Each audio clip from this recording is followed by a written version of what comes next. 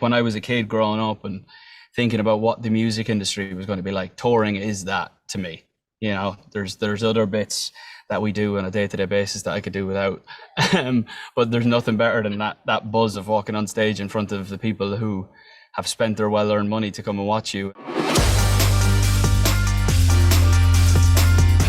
Niall, it's so nice to see you again. Thank you so much for taking the time. The last time was in New York, and we had set up the full golfing green, and you didn't beat our record. So I'm curious if you've practiced your golf game since then and gotten a little bit better.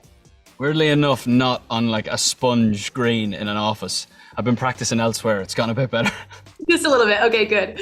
Well, you have been busy. Your third album is out this show. It's been out for a little over a month now. Congratulations. I want to talk a little bit about the album. Can you tell us again the inspiration behind it and what led you to explore more vulnerable songwriting? I think the pandemic had a lot to play here.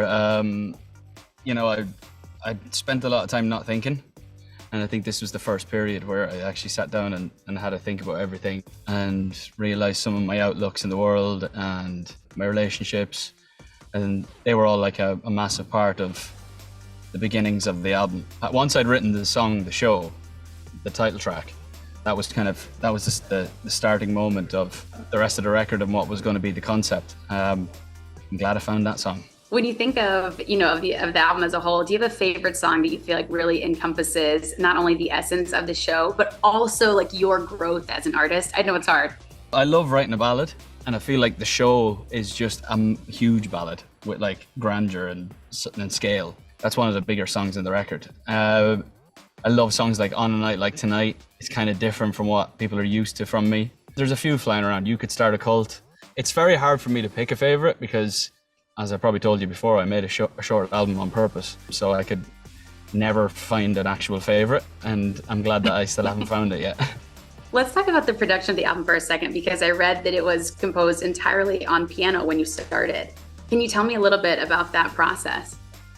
Yeah, it was different because a lot of my guitar stuff, like my amps and guitars and pedals and things, were all locked away because I was just about to go on tour. Just before the pandemic, and then everything was like on its way to wherever we were starting.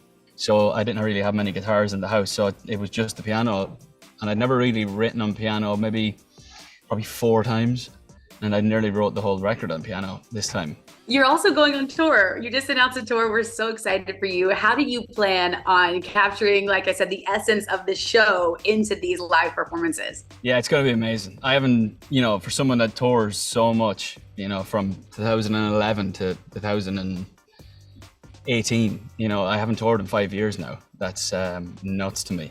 And I love touring, and I just can't wait to get back on the road, put the big show together that I've always wanted to do. Come back and see the fans who I haven't seen in forever. It's really important to me, and I can't wait. I've got 3 albums now, and they never got to see the second one live either. Right, yeah. So I now have 3 records to play with, and it'll be a lot of fun. I'm so excited, and I'm obviously, pushing the boat out and trying to play as many arenas as I can, and it'll be amazing. It's wild. I was thinking about you now because, again, you've played thousands of shows across the globe at the biggest stadiums you can think of. Is it still just as exciting for you? Like, does that still really get you fired up every time you play a show? Oh, for sure, yeah. I've never been one to get bored of the tour. Like, I just, you have your up and down days, whatever, like we all do. But you can have a terrible day and then just walk on stage, and it's just okay, now I'm happy because this is what I like to do. When I was a kid growing up and thinking about what the music industry was going to be like, touring is that to me. There's other bits that we do on a day-to-day basis that I could do without. But there's nothing better than that buzz of walking on stage in front of the people who have spent their well-earned money to come and watch you and wait for like a year for their show to come around. It's so exciting, and every crowd is different. Is there a city in particular you're really looking forward to going to? Well, I am. I'm going to attempt to play Madison Square Garden in New York. Let's go! Oh, New York, right where we are. Oh, I love it. That's the dream, really, isn't it? When it comes to, if you're going to play an arena, go and play Madison Square Garden, and the fact that my big face will be on a billboard outside MSG is pretty cool. I've obviously played it on multiple occasions previously, but it's one of those ones that you could never ever get bored of. In LA, we're playing the Forum, which I was meant to play in 2020 and then that got cancelled. But it's, as a venue, it's one of my favorite venues in the world. It's purpose built for music and it's just incredible. I'm playing an array of arenas and, you know, the shed amphitheaters around the country. So I'm just excited. It's just going to be so fun. Of the new album, like just gut reaction, what are you most excited to play? And then of your previous albums that you haven't gotten to like play on stage, what still gets you like the most hyped to play? Oh, wow, that's a good question. I'd say off the new one, Meltdown is really good live. It's one of those tracks that was kind of made to be live. Same with like On a Night Like Tonight and The Show. They're probably kind of those songs that are ready for this kind of thing. Off my previous stuff. First record, I always still love playing This Town.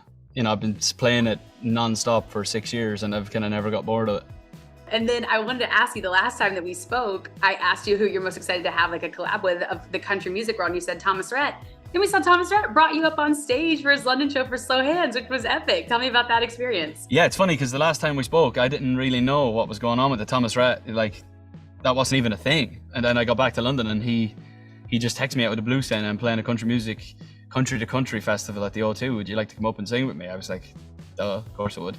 But yeah, I would love to do something down the line with some of the country folk because I love it. I just love country music. Well, speaking of that, we've loved watching you on The Voice and of course yours and Blake's relationship. This is Blake's last season and it just announced that Reba McEntire will be replacing him. How do you feel about Blake leaving and how do you feel about Reba coming in for that spot?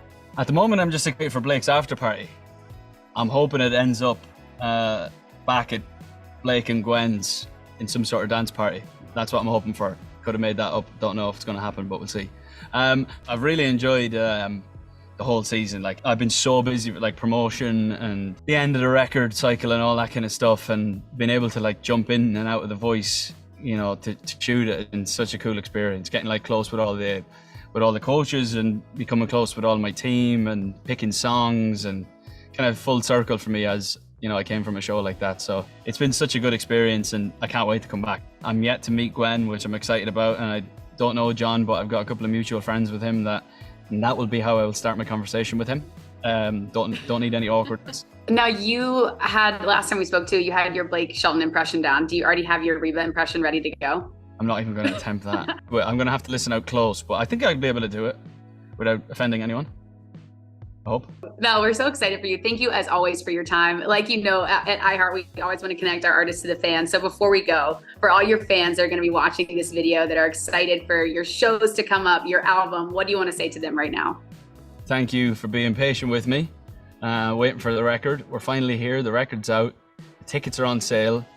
If you're doing nothing and I happen to be in your city, grab a ticket. I've never been more driven to put on the best show I possibly can. I can't wait to get back on the road. And I'll see you all there, you beautiful, sexy people. Amen to that, Niall. Thank you so much. We appreciate it. We can't wait to see you on the road and enjoy tonight. Thanks so much for watching. Did you like that video? You can check out more over here, and don't forget to subscribe to iHeart right here. And if you're already a longtime fan, make sure you ring the bell down below so you don't miss a single video. See you next time.